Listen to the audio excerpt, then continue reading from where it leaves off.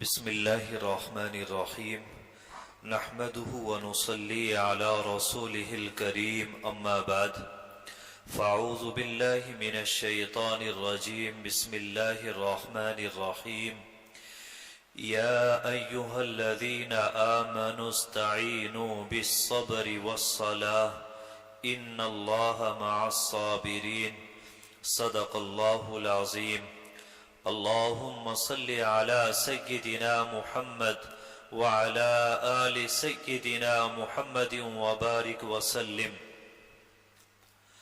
معزز سامعین اعظام، قرآن کریم کی جو آیت کریمہ آپ حضرات کے سامنے تلاوت کی ہے، اس میں اللہ تبارک و تعالی نے فرمایا کہ اے ایمان والو، مدد حاصل کرو صبر کے ساتھ اور نماز کے ساتھ، بے شک اللہ صبر کرنے والوں کے ساتھ ہے۔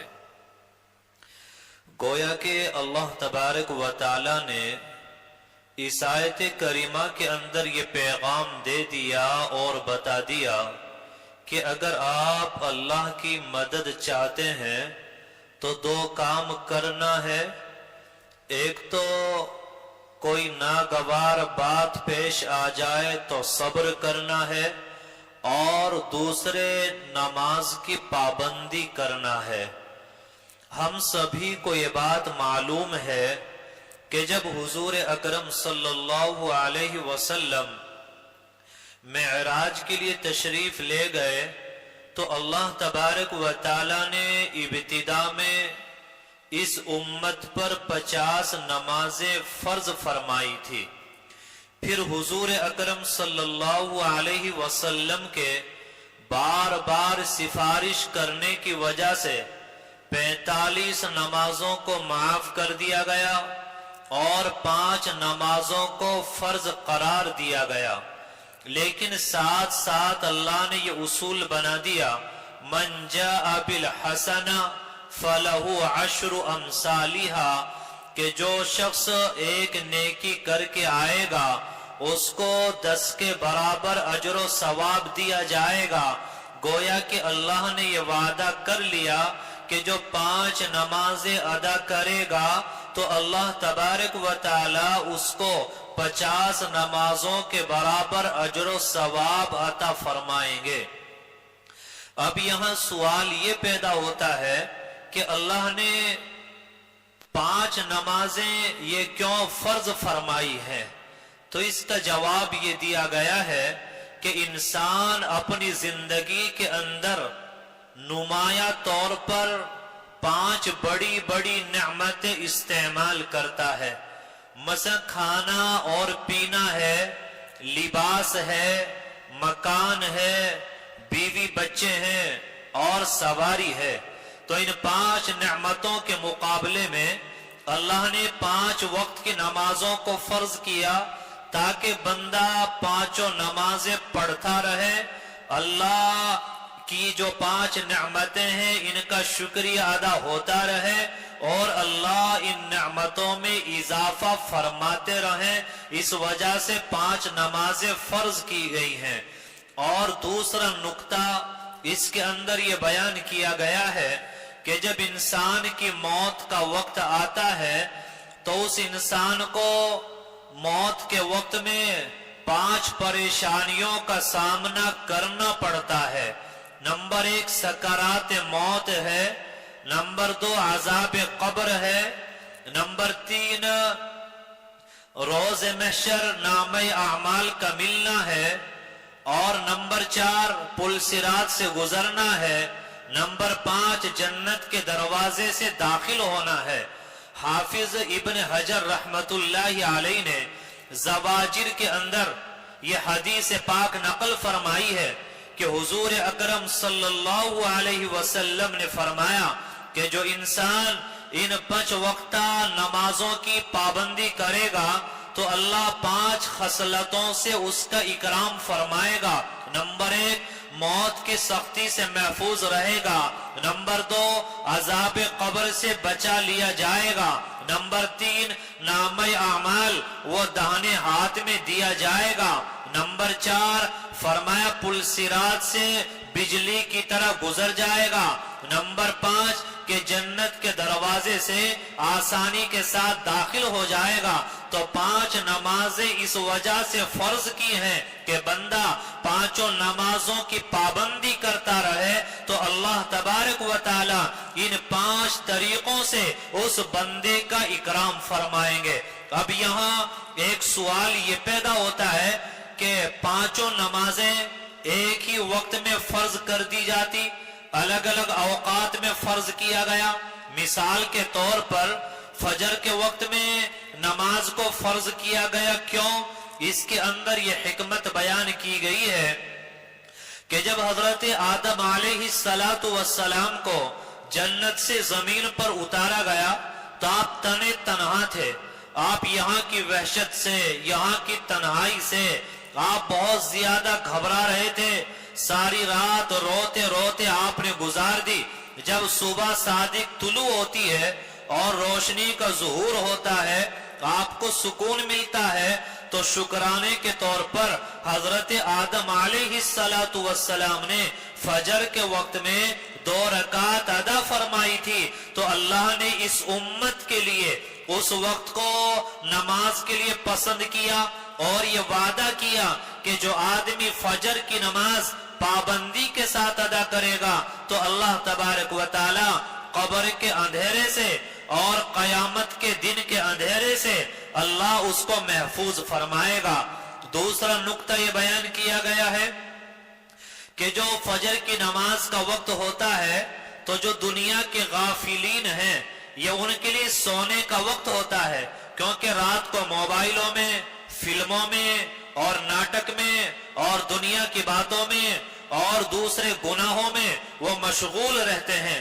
جب فجر کی نماز کا وقت آتا ہے تو پڑے سوتے رہتے ہیں، تو اللہ نے اس وقت میں فجر کی نماز کو فرض کیا اور اس کے اندر یہ حکمت بیان کی تاکہ معلوم ہو جائے۔ قرآن میں فرمایا لِيَمِيزَ اللَّهُ الْخَبِيثَ مِنَ الطَّيِّبِ، تاکہ اللہ پہچان لے کہ کھرا کون ہے اور کھوٹا کون ہے۔ جو اللہ کا نیک بندہ ہے وہ اس وقت میں اٹھتا ہے، اللہ کے در پہ آتا ہے، فجر کی نماز پڑھتا ہے، اور جو غافل ہوتا ہے وہ بستر پر پڑا سوتا رہتا ہے۔ تو اسی طرح جب قیامت کا دن ہوگا تو جو فجر کی نماز پڑھا کرتا تھا وہ سکون سے جنت میں داخل ہو جائے گا، اور جو فجر کے وقت میں پڑا سوتا رہتا تھا تو وہ وہاں بھٹکتا پھر رہا ہوگا اور پریشانی کے عالم میں وہ گھرا ہوا ہوگا۔ آج ہم لوگ غیروں کے درمیان رہتے ہیں، انہی کے طور طریق وہ ہمارے اندر سرایت کر چکے ہیں۔ میرے بھائیوں، اللہ نے اہل ایمان کے لیے برکت کا وقت وہ صبح کے وقت کو بنایا ہے۔ آپ دیکھنا، ایک آپ شام میں سفر کریں، ایک آپ صبح میں سفر کریں، آپ کو لگے گا کہ صبح کا جو سفر وہ جلدی طے ہو جاتا ہے، آسانی کے ساتھ ہو جاتا ہے۔ تو اللہ نے صبح کا وقت وہ اہل ایمان کے لیے برکت کا وقت بنایا ہے، لیکن آج دوسروں کے دیکھا دیکھی آج مسلمان وہ بھی فجر کی نماز قضا کر رہے ہیں اور سورج طلوع ہو جاتا ہے، گھر کے سب لوگ وہ پڑے سو رہے ہوتے ہیں۔ آپ بتائیے گھروں میں کیا ایسے برکت آئے گی؟ کیا گھروں میں محبت اور پیار آئے گا؟ کیا کاروبار میں برکتیں آئیں گی؟ آج ہم شکوہ اور شکایتیں کرتے ہیں کہ جی دکان ہے، کاروبار ہے، تجارت ہے، لیکن گراہک نہیں ہے، منافع نہیں ہے، پریشانی ہے۔ تو جو اللہ سے مانگنے کا وقت تھا، جو برکتوں کو سمیٹنے کا وقت تھا، وہ تو آپ نے سونے میں گزار دیا، وہ تو بستر پر گزار دیا۔ برکتوں کا وقت وہ آپ نے بستر پر لیٹے لیٹے گما دیا۔ اب برکت کہاں سے آئے؟ اب چین اور سکون کہاں سے آئے؟ میرے بھائیوں، ہمیں ان باتوں کو سمجھنا ہوگا۔ یہ پریشانیاں کیوں ہیں؟ یہ حالات کیوں ہیں؟ یہ بے برکتی کیوں؟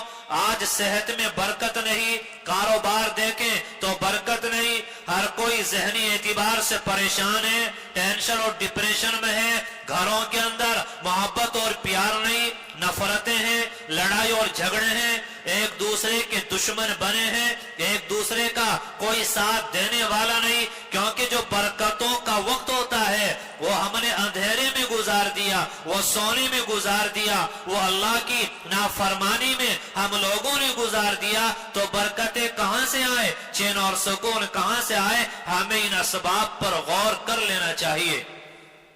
اسی طرح اللہ تبارک و تعالی نے ظہر کے وقت میں بھی نماز کو فرض کیا. کیوں؟ اس کے اندر یہ نقطہ بیان کیا گیا ہے کہ حضرت ابراہیم علیہ السلام ابھی بچے تھے, ابھی جوان نہ ہوئے, ابھی آپ کو نبی نہ بنایا گیا. تو آپ کے دل کے اندر یہ بات تھی کہ اصل خدا کون ہے, کیونکہ قوم باپ وہ تو پتھروں کے پجاری, وہ تو بت پرستی کرنے والے, تو آپ کو معبود حقیقی کی تلاش تھی. چنانچہ شام کے وقت آپ نے ستاروں کو جگمگاتے دیکھا تو دل کے اندر یہ بات آ گئی کہ شاید یہی میرا خدا ہے. تھوڑی دیر کے بعد جب چاند طلوع ہوتا ہے, روشن ہوتا ہے, تو دل کے اندر یہ بات آ گئی کہ ستارے نہیں بلکہ چاند خدا ہے. جب صبح میں سورج طلوع ہوتا ہے ستارے بھی غائب ہو گئے اور چاند بھی غائب ہو گیا, اور دوپہر کے وقت میں سورج بھی ڈھل گیا. تو ابراہیم علیہ السلام نے فرمایا لا احب الآفلین, کہ میں ڈوبنے والوں کو پسند نہیں کرتا, ڈوبنے والا وہ خدا نہیں ہو سکتا. تو اللہ تبارک و تعالی کو آپ کا یہ موحدانہ عمل اتنا پسند آیا, اتنا پسند آیا کہ اللہ نے اس وقت کو امت محمدیہ کے لیے عبادت کے لیے پسند کیا, اور سورج ڈھل جانے کے بعد اس امت پر ظہر کی 4 رکعت نماز فرض فرمائی ہے. دوسرا نقطہ یہ بیان کیا گیا کہ جب حضرت ابراہیم علیہ السلام اپنے بیٹے حضرت اسماعیل علیہ السلام کو آپ قربان کرنے کے ارادے سے لے کر جا رہے تھے تو آپ کو 4 غم لاحق تھے. ایک غم تو یہ کہ اللہ کے جو قربانی کا حکم ہے یہ پورا ہو جائے. دوسرے, اسماعیل علیہ السلام نے بچپن ہی میں قربان ہونے کو پسند کر لیا, اللہ ان کو ثابت قدم رکھے. اور تیسرا غم یہ تھا کہ حضرت ہاجرہ کو مکہ میں جا کر کیا جواب دیں گے. اور چوتھا غم یہ تھا کہ حضرت ہاجرہ وہ تنہا مکہ المکرمہ میں کیسے رہیں گی. جب آپ مینا پہنچتے ہیں اور اللہ تبارک و تعالی نے اسماعیل علیہ السلام کی جگہ دمبے کو ذبح کرا دیا, آپ کے 4 غم دور ہو گئے. آپ نے شکرانے کے طور پر 4 رکعت نماز ادا فرمائی. تو اللہ نے امت محمدیہ کے لیے اس ظہر کے وقت کو, دوپہر کے وقت کو عبادت کے لیے پسند کیا, اور یہ وعدہ کیا کہ جو بندہ ظہر کے وقت میں ظہر کی نماز پابندی کے ساتھ ادا کرے گا تو فرمایا کہ دنیا کے سارے غموں سے اس کو نجات عطا کر دی جائے گی. ایک تیسرا نقطہ یہ بیان کیا گیا ہے کہ حضرت ابراہیم علیہ السلام کا واقعہ تو آپ کے سامنے آ گیا. ایک نقطہ یہ بیان کیا گیا, حدیث پاک کے اندر آتا ہے کہ جب دوپہر کا وقت ہوتا ہے, ظہر کا وقت ہوتا ہے, تو جہنم کے اندر ایندھن ڈالا جاتا ہے اور جہنم کی آگ کو بھڑکایا جاتا ہے.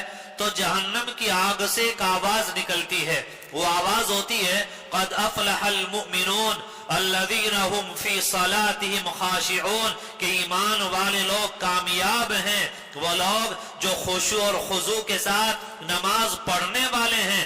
تو دوپہر کے وقت میں جہنم کی آگ کو دہکایا جاتا ہے اور بھڑکایا جاتا ہے. تو اللہ نے اس وقت میں امت پر ظہر کی نماز کو فرض کیا کہ جو آدمی پابندی کے ساتھ ظہر کی نماز ادا کرے گا تو فرمایا کہ اللہ تبارک و تعالی قیامت کے دن جہنم کی آگ سے اس کو محفوظ فرمائے گا. ظہر کے بعد عصر کا نمبر آتا ہے. عصر کے وقت میں نماز کو کیوں فرض کیا گیا؟ اس کے اندر یہ نقطہ بیان کیا گیا ہے کہ حضرت آدم علیہ السلام کو اللہ تبارک و تعالی نے جب جنت میں پہنچا دیا تو وہاں ایک دانہ کھانے سے منع کیا. آپ نے عصر کے وقت وہ دانہ کھایا جس کی وجہ سے جنت سے نکال کر دنیا کے قید خانے میں ان کو بھیج دی. تو اللہ تبارک و تعالی نے عصر کے وقت میں بھی امت پر نماز فرض فرمائی اور یہ وعدہ کیا ہے کہ جو آدمی عصر کی نماز پابندی کے ساتھ ادا کرے گا تو اللہ تبارک و تعالی اس بندے کو دنیا کے قید خانے سے نکال کر دوبارہ جو اس کا اصل گھر ہے جہاں سے اس کو نکالا گیا یعنی جنت کے اندر اللہ تبارک و تعالی اس بندے کو داخل فرمائے گا.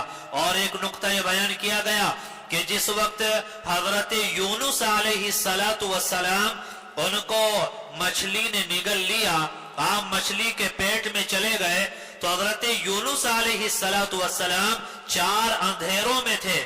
ایک تو رات کا اندھیرا، ایک بادلوں کا اندھیرا، تیسرے سمندر کا اندھیرا، چوتھے مچھلی کے پیٹ کا اندھیرا. آپ نے وہی پر اللہ سے دعا کی، لا الہ الا انت، اے پروردگار آپ کے سوا کوئی معبود نہیں ہے، سبحانکا آپ کی ذات پاک ہے، انی کنت من الظالمین بے شک میں ہی ظالموں میں سے ہوں. تو مچھلی نے آپ کو اگل دیا. جس وقت آپ مچھلی کے پیٹ سے باہر تشریف لائے تو وہ عصر کا وقت تھا. آپ نے شکرانے کے طور پر 4 رکعت نماز ادا فرمائی تو اللہ نے اس وقت میں امت محمدیہ پر بھی 4 رکعت نماز فرض کی ہے اور یہ وعدہ کیا ہے کہ جو بندہ عصر کے وقت میں 4 رکعت پابندی کے ساتھ ادا کرے گا تو اللہ تبارک و تعالی اس کو کفر کے اندھیرے سے بچائے گا، جہالت کے اندھیرے سے بچائے گا، قبر کے اندھیرے سے بچائے گا اور قیامت کے دن کے اندھیرے سے بچائے گا. حضرت یونس علیہ السلام کو 4 اندھیروں سے نجات عطا کی گئی. تو جو عصر کی نماز پابندی کے ساتھ ادا کرے گا تو اللہ تبارک و تعالی اس کو بھی ان 4 اندھیروں سے بچائے گا. اللہ کفر کے اندھیرے سے بچائے گا، جہالت کے اندھیرے سے بچائے گا، قبر کے اندھیرے سے بچائے گا. اسی طرح قیامت کے دن کے اندھیرے سے اللہ تبارک و تعالی اس بندے کو بچائے گا. اور تیسرا نقطہ بیان کیا گیا ہے کہ جب کسی بندے کا انتقال ہوتا ہے اور گھر کے لوگ اس کو قبر کے حوالے کر کے اور دفنا کر واپس آ جاتے ہیں، پھر اللہ کی طرف سے فرشتے آتے ہیں، وہ سوالات و جوابات کرنے کے لیے آتے ہیں. تو جب فرشتے مردے کے پاس آتے ہیں اور مردہ آنکھیں کھولتا ہے تو اس کو ایسا محسوس ہوتا ہے گویا کہ عصر کی نماز کا وقت ہو چکا ہے. تو اگر بندہ عصر کی نماز پابندی کے ساتھ پڑھنے والا تھا وہ فرشتوں سے کہتا ہے مجھے چھوڑ دیجئے، مجھے نماز پڑھنا ہے، مجھے نماز پڑھنے دو. فرشتے سمجھ جاتے ہیں کہ یہ تو نمازی تھا، نماز پڑھنے والا تھا. تو سوال و جواب کا جو مرحلہ ہے وہ اس بندے کے لیے آسان ہو جایا کرتا ہے. اس وجہ سے اللہ نے عصر کے وقت میں یہ 4 رکعت نماز فرض فرمائی ہے. اس کے بعد مغرب کا وقت ہے. مغرب میں اللہ نے نماز کو فرض کیا، کیوں؟ اس کے اندر یہ نقطہ بیان کیا گیا ہے کہ حضرت آدم علیہ السلام کی حضرت حوا کے ساتھ ملاقات وہ جبل رحمت پر ہوتی ہے. تو جب ان کی توبہ قبول ہو جاتی ہے تو حضرت آدم علیہ السلام شکرانے کے طور پر مغرب کے وقت میں نماز ادا فرماتے ہیں. تو اللہ تبارک و تعالی نے مغرب کے وقت میں بھی امت پر 3 رکعت نماز کو فرض کیا اور یہ وعدہ کیا ہے کہ جو مغرب کی نماز کی پابندی کرے گا تو اللہ تبارک و تعالی اس کے زندگی بھر کے تمام گناہوں کو معاف فرمائے گا اور اس کی توبہ کو قبول فرمائے گا. دوسرا نقطہ بیان کیا گیا کہ نصارہ نے حضرت عیسیٰ علیہ السلام پر 2 الزام لگائے. ایک الزام تو لگایا کہ یہ خدا ہیں، دوسرا الزام لگایا کہ یہ خدا کے بیٹے ہیں. حضرت مریم پر ایک الزام لگایا، وہ الزام یہ تھا کہ یہ خدا کی بیوی ہیں، العیاذ باللہ. تو اللہ تبارک و تعالی نے جب ان کو ان الزاموں سے بری کر دیا تو حضرت عیسیٰ علیہ السلام نے شکرانے کے طور پر 2 رکعت نماز ادا کی اور حضرت مریم نے 1 رکعت نماز ادا کی، تو اللہ تبارک و تعالیٰ نے مغرب کے وقت میں امت محمدیہ پر 3 رکعت نماز فرض فرمائی، اور یہ وعدہ کیا کہ جو مغرب کی نماز پابندی کے ساتھ ادا کرے گا تو اللہ تبارک و تعالی قیامت کے دن اس بندے کو تمام الزاموں سے بری قرار دے دے گا، اور تمام الزاموں سے اس بندے کو بری کر دیا جائے گا۔ مغرب کے بعد عشاء کا نمبر آتا ہے۔ عشاء کے وقت میں بھی اللہ نے نماز کو فرض کیا۔ اس کے اندر حکمت کیا ہے؟ آپ نے واقعہ سنا ہے کہ حضرت موسیٰ علیہ السلام جب بنی اسرائیل کو لے کر نکلے اور سامنے دریائے نیل آیا، پیچھے سے فرعون کا لشکر آ گیا، تو اللہ تبارک و تعالی نے حضرت موسیٰ علیہ السلام کو اور بنی اسرائیل کو سمندر سے راستہ دے دیا۔ فرعون اور اس کی فوج وہ وہاں پر ہلاک ہو گئی، تباہ اور برباد ہو گئی۔ تو حضرت موسیٰ علیہ السلام کو 4 خوشیاں نصیب ہوئی۔ ایک تو اپنی جان محفوظ رہی، دوسرے بنی اسرائیل بھی محفوظ رہے، تیسرے فرعون غرق ہو گیا، چوتھے فرعون کی قوم بھی غرق ہو گئی۔ تو شکرانے کے طور پر آپ نے 4 رکعت نماز ادا کی، تو اللہ نے عشاء کے وقت میں بھی اس امت پر 4 رکعت نماز کو فرض کیا، اور یہ وعدہ کیا ہے کہ جو بندہ عشاء کی نماز پابندی کے ساتھ ادا کرے گا تو اللہ تبارک و تعالی اس کو زندگی بھر خوشیاں عطا فرمائے گا، ہر طرح کے غم سے بچائے گا، پریشانیوں سے اللہ اس کو محفوظ فرمائے گا۔ میرے بھائیوں، آج بڑے افسوس کی بات یہ ہے کہ ہمارے اوپر جو حالات آتے ہیں، جو پریشانی آتی ہے، ان پریشانیوں کے جو اصل اسباب ہیں، ہماری نظر وہاں نہیں جاتی، شیطان اس طرف ہمارا دل و دماغ جانے نہیں دیتا۔ یاد رکھنا، اگر آپ کو گرمی لگی ہے، آپ نے اے سی چلائی، آپ نے کولر چلایا، تو اس سے آپ کی باڈی ٹھنڈی ہو سکتی ہے، آپ کے جسم کو سکون مل سکتا ہے، آپ کے دل اور دماغ کو سکون نہیں مل سکتا۔ نبی علیہ السلام نے تو فرمایا کہ میری آنکھوں کی ٹھنڈک نماز میں ہے۔ آج ہم نے اپنی آنکھوں کی ٹھنڈک موبائل کو سمجھا ہے، گانے اور بجانے کو سمجھا ہے، اللہ کی نافرمانیوں کو سمجھا ہے۔ آج مسجد میں دل نہیں لگتا، آج گناہ کی محفلوں میں ہمارا دل لگتا ہے۔ آج ہم اطاعت کریں، آج ہم عبادات کریں، نماز میں دل نہیں لگتا، دعاؤں میں لذت نہیں آتی، قرآن کی تلاوت کریں تو ہمیں مزہ نہیں آتا۔ یاد رکھنا، اگر آپ چائے پی رہے ہیں، ذائقہ نہیں آ رہا ہے، آپ بریانی کھا رہے ہیں، ذائقہ نہیں آ رہا ہے، اس کا مطلب یہ ہے کہ آپ جسمانی اعتبار سے بیمار ہیں۔ اسی طرح ہم نماز پڑھ رہے ہیں، خشوع اور خضوع نہیں ہے، نماز پڑھ رہے ہیں، نماز میں دل نہیں لگ رہا ہے، ہم دعائیں کر رہے ہیں لیکن دعاؤں میں لذت نہیں ہے، آنکھوں سے آنسو جاری نہیں ہے، ہم قرآن پڑھنا چاہ رہے ہیں لیکن قرآن کی تلاوت میں ہمیں سکون نہیں مل رہا ہے، تو ہمیں سمجھ لینا چاہیے کہ ہم لوگ روحانی اعتبار سے بیمار ہیں، ہم گناہوں کی دلدل میں دھسے ہیں۔ یاد رکھنا، انسان گناہ کرتا ہے، اللہ کی نافرمانی کرتا ہے، وہ گناہ نہ چھوڑے، وہ گناہوں سے توبہ نہ کرے تو اس کی سزا وہ آخرت میں جہنم ہے، جہنم میں آگ ہے۔ لیکن یاد رکھنا، گناہوں کی سزا وہ آخرت پر موقوف نہیں ہے۔ اللہ تبارک و تعالی بندے کو گناہ کی سزا وہ دنیا کے اندر بھی دیا کرتا ہے۔ جب بندہ گناہ کرتا ہے، اللہ کی نافرمانی کرتا ہے، اللہ کے حکام کو توڑتا ہے، تو دنیا میں بھی اس کی سزا آگ ہے۔ وہ آگ کیا ہے؟ وہ آگ دل میں لگتی ہے، وہ آگ دماغ میں لگتی ہے، انسان بے چین ہوتا ہے، بے قرار ہوتا ہے، پریشان ہوتا ہے۔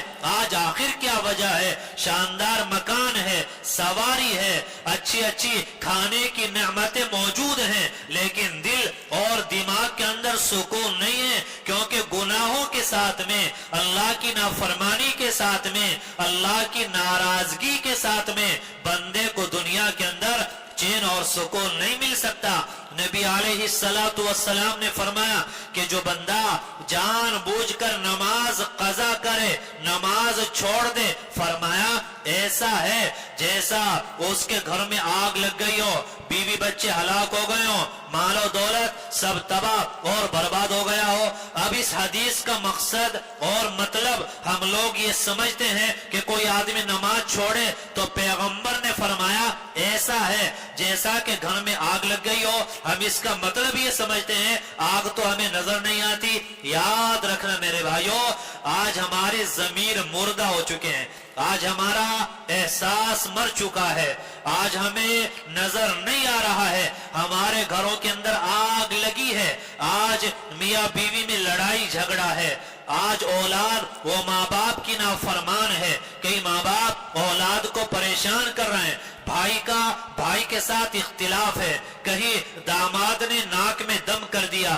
کہیں بیٹی نے پریشان کر دیا، کہیں چھوٹا بیٹا پریشان کر رہا ہے، کہیں رشتہ دار پریشان کر رہے ہیں، کہیں مقدمے بازی ہے، کہیں پڑوسی کے ساتھ لڑائی کا بازار گرم ہے، اور دل اور دماغ کے اندر ٹینشن اور ڈپریشن ہے، گھروں میں آپس میں محبت اور پیار نہیں ہے، اتفاق و اتحاد نہیں ہے۔ تو یاد رکھنا گناہوں کی وجہ سے یہ ایک آگ ہے جو ہمارے گھروں کے اندر لگی ہوئی ہے۔ جب تک ہم لوگ گناہ نہ چھوڑیں، جب تک ہم لوگ اللہ کی نافرمانی سے باز نہ آئیں، جب تک ہم لوگ اللہ کے در پر نہ آئیں، جب تک ہم لوگ سچے دل کے ساتھ توبہ نہ کریں، میرے بھائیو یاد رکھنا زندگی کے اندر چین اور سکون آنے والا نہیں ہے۔ اے سی چلا کر، کولر چلا کر صرف باڈی کو ٹھنڈا کیا جا سکتا ہے، اور گناہوں کے ساتھ میں دل اور دماغ کو ٹھنڈا نہیں کیا جا سکتا۔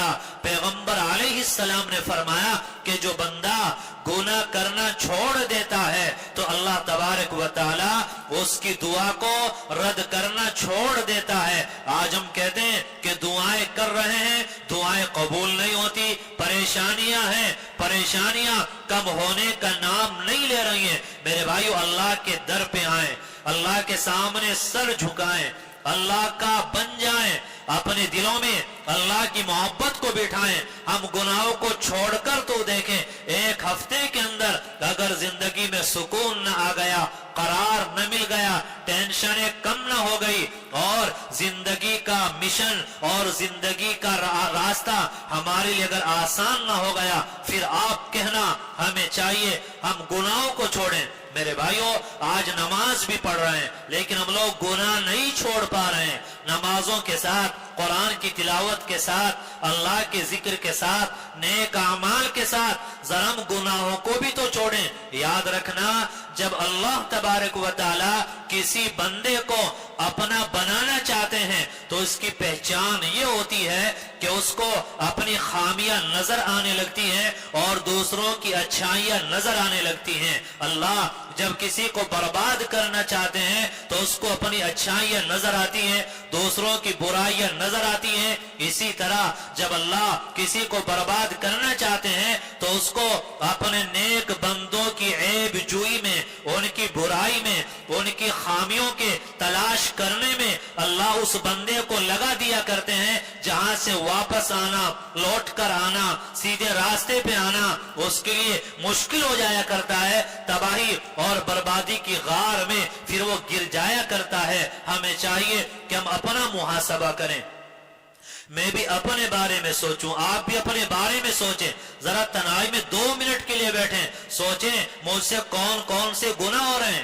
موبائل کا غلط استعمال تو نہیں، میری نظر میلی تو نہیں، غیبت اور چغلیاں تو نہیں، میرا دل سڑا ہوا تو نہیں، یہاں کینہ اور حسد تو نہیں، یہاں تکبر اور بڑائی تو نہیں۔ ذرا تنہائی میں بیٹھ کر ہم لوگ سوچا کریں کہ ہم کس گناہ میں لگے ہیں، اللہ کی کون سی نافرمانی مجھ سے ہو رہی ہے۔ میرے بھائیو یہ اصول یاد رکھنا، گناہ کے ساتھ میں، اللہ کی نافرمانی کے ساتھ میں اس دنیا کے اندر انسان کو چین اور سکون ہرگز نہیں مل سکتا۔